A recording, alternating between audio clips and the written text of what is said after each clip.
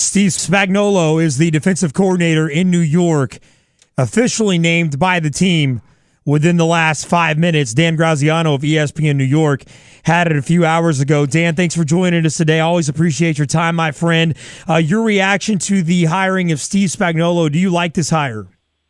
I mean, I don't hate the hire. I just don't find it very interesting. I mean, I thought they were going to do something more like they did last year on offense and hire somebody, with a focus on the future to kind of build a new, not a new defense, but kind of build the defense for the future. They have a lot of holes still and a lot of personnel decisions to make on defense.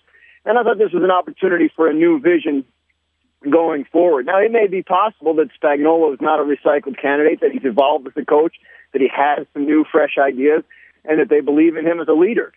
Obviously, that's how they feel, and we'll see. But to me, I thought there was a chance to kind of spin it forward, and this looks like a backward-looking move for a team that really needs to be thinking about its future more than anything else. It is kind of odd when one of the reasons they get rid of Fuel is to change things up and do things differently, and they bring one of his predecessors. Yeah, and it's a decent PR move because Giants fans love Spags. He was there, but he's only there 2 years.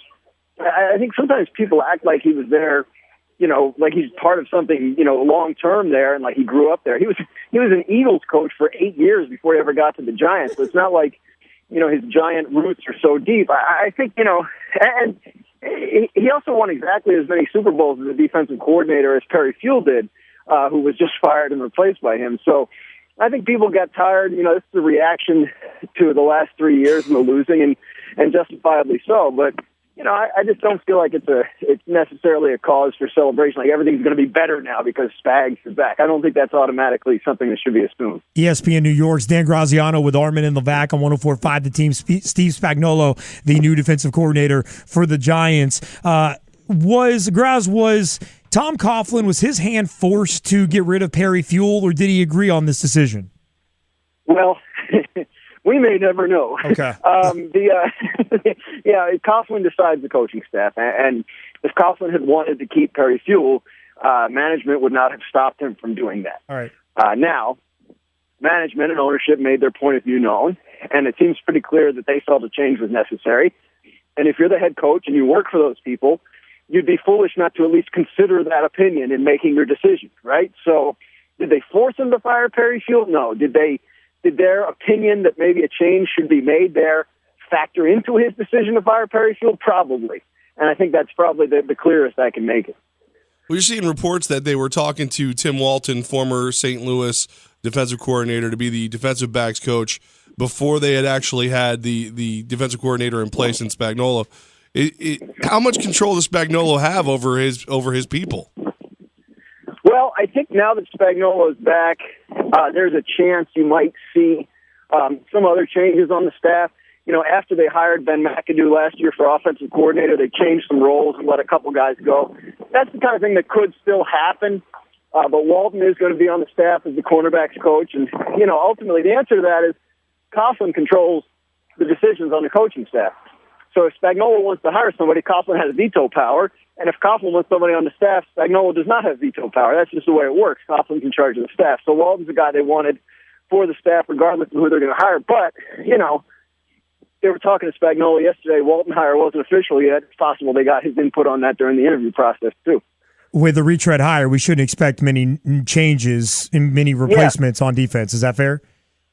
No, I mean, you could see one or two cosmetic changes, but It does seem like if there was anybody else they felt had to go, they would have done that last week when they fired Perry Fuel and Peter Junta, the cornerbacks coach. So it's possible that this is the last change, but it's also possible that Spagnuolo gets in there, assesses the staff, and says, hey, here's another guy I want to bring on.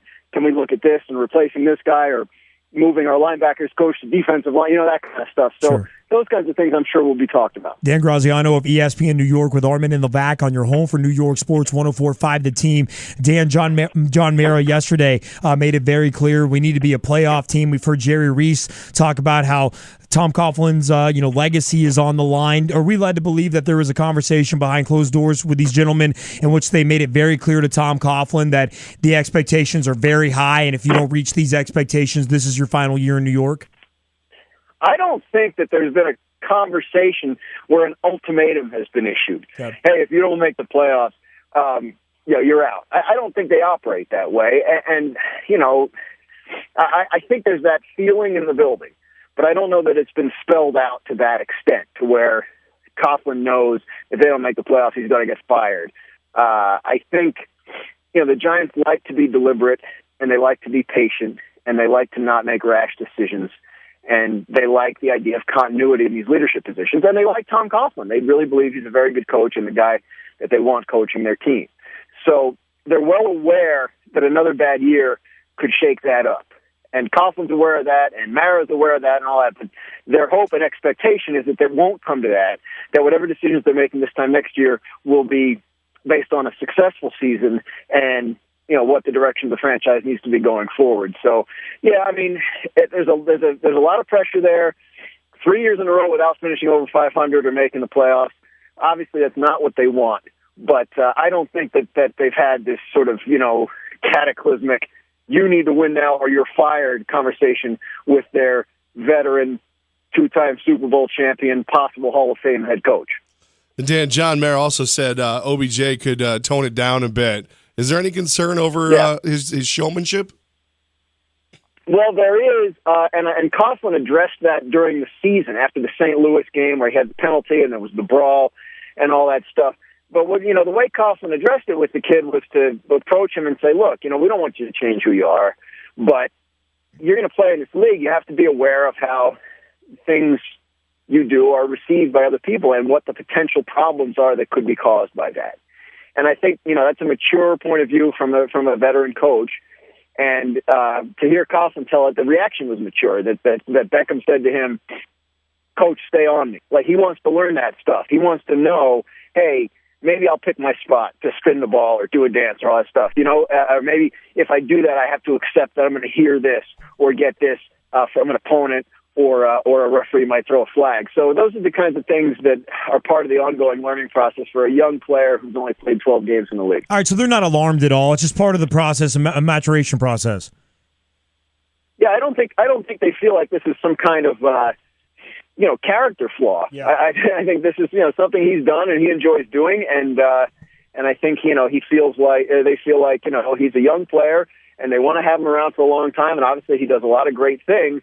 They don't want any nonsense to get in the way of him doing those great things, and he doesn't either, and so they're kind of on the same page about that. Dan Graziano, ESPN New York, on Twitter, at Dan Graziano, ESPN. And Dan, now that we know the defensive coordinator is going to be Steve Spagnuolo, moving forward into the offseason, in your mind, what's the headline that you're going to be looking for? What story is it that you're going to be looking to develop as we move into the spring here with the Giants? Jason PierrePaul's status and as sort of the linchpin for what happens on defense. I think they have a lot of work to do on defense. They need to rebuild that pass rush. People want to talk about Spagnuolo. He rose to fame as the coordinator for a defense that had Michael Strahan and Osi Umenyiora and Justin Tuck and beat the undefeated Patriots in the Super Bowl. They don't have those kinds of pieces on the defensive line right now or anything even close to that, and they need to figure out what they're going to be going forward if they want to be the attacking, dominating front four they used to be. They have work to do at linebacker, and they have no one right now at safety. So I think, rebuilding the defense the way they kind of had to rebuild the offense a year ago. Dan Graziano, ESPN New York. Dan, thanks so much. We know that you were hanging out with Schefter and all the ESPN TV boys earlier today. Thanks for making time for us. Sir. We appreciate it, man. Too. NFL Insiders, 3 o'clock Eastern on ESPN. Boom. Must watch. We'll be watching, baby. Thank you. Appreciate it, Dan. Thanks.